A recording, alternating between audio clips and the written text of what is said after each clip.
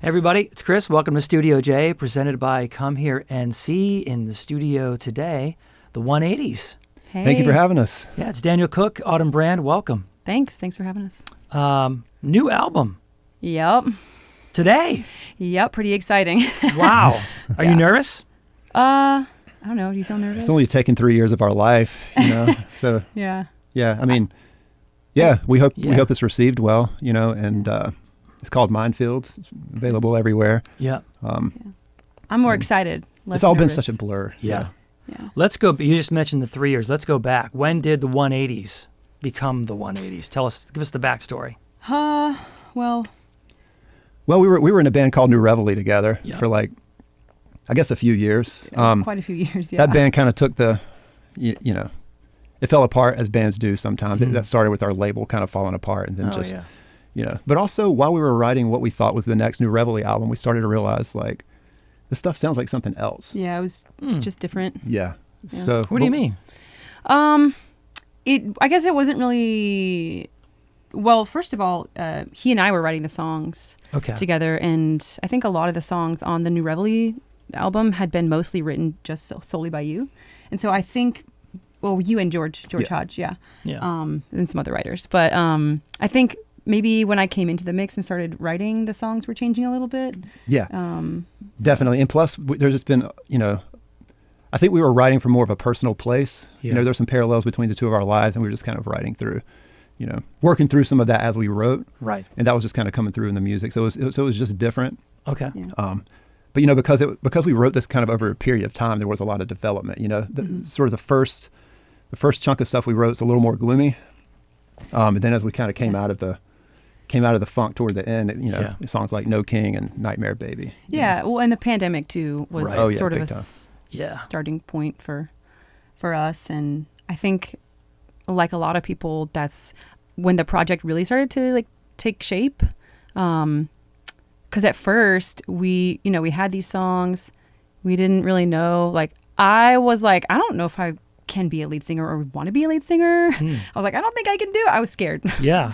And so we didn't. Yeah, it was just a lot to work through, and the pandemic was really hard.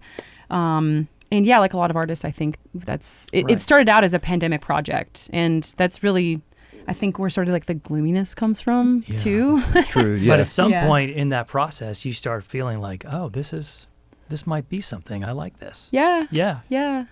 Yeah, we weren't sure what it was yet because we were writing kind of all over the map, and we're how do we put all these different things together that seemed like they wouldn't go together, right? Orchestral strings, 80 cents, We wanted to do it all. Yeah. We did. But yeah, a lot of it, there were a lot of limitations when it comes to producing music during the pandemic, and a lot that all artists had. You couldn't get together in studios, you couldn't rehearse with a band, during the peak of quarantine. So we had to do things remotely. We had people send us tracks, whatever they sent us, that would be our track. So in a sense, it was we had this hybrid of a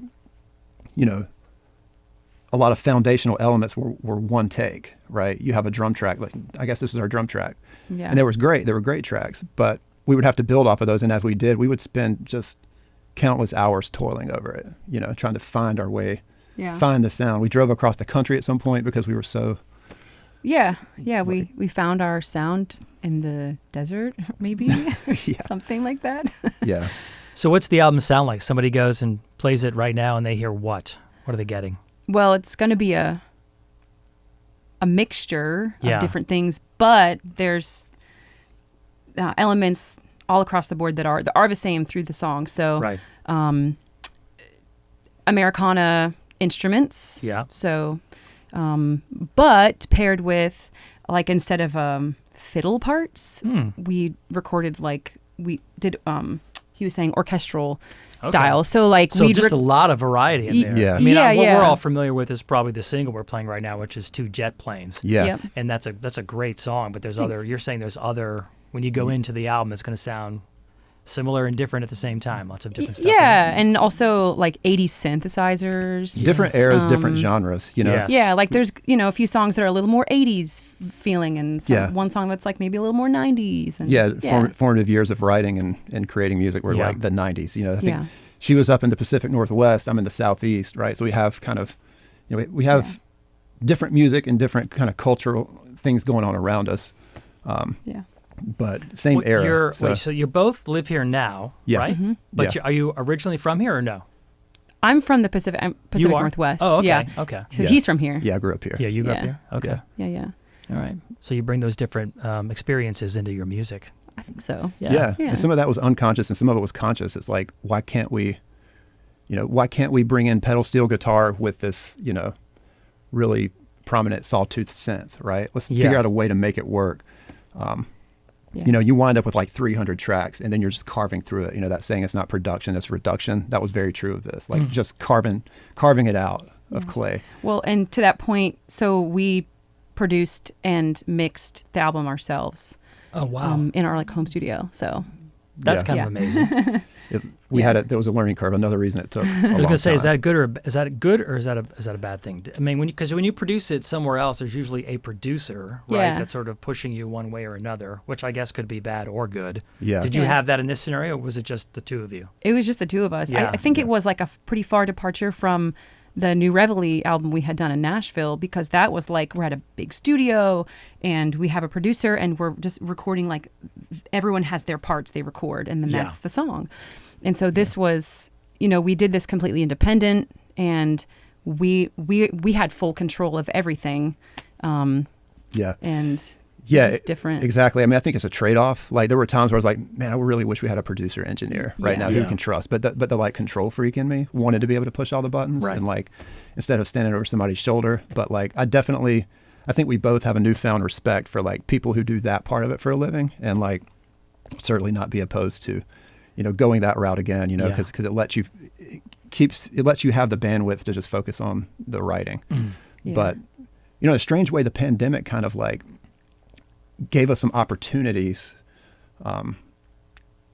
so a lot of musicians were out of work. A lot of these Nashville staples, like session players, people who played on the new Reveille album and people who had played on, the album of the year, Casey Musgraves. We had all these people at our disposal who were like just out of work and kind of, idle, and we're like, I'll play on your album. Send it. I have a studio at my house. Just send me the track and I'll do it.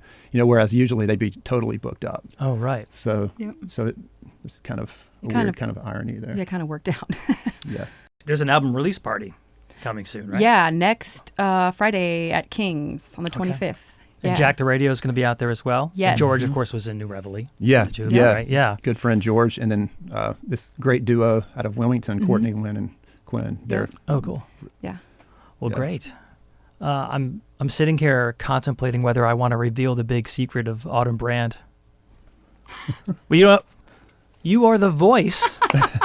You are the voice on that station, and I don't think anybody knows that. I know. It's sometimes I like tell people just randomly. I don't know why. Yeah. And they're like, "What? That's you?" Just musicians I know. Yeah. So we should play a clip. We'll insert it right here. That station where music and community come first. There it is. That's you. Yeah, I feel like that's a little secret that it's just sort of out there. Yeah. Yeah, we can keep it a mystery. Yeah. It's fine. Well, thanks for doing that. Yeah. You sound great. Thanks. The 180s. Thank you for coming into studio, Jay. Appreciate you being here. Cool. Thanks Thanks so for much. having us.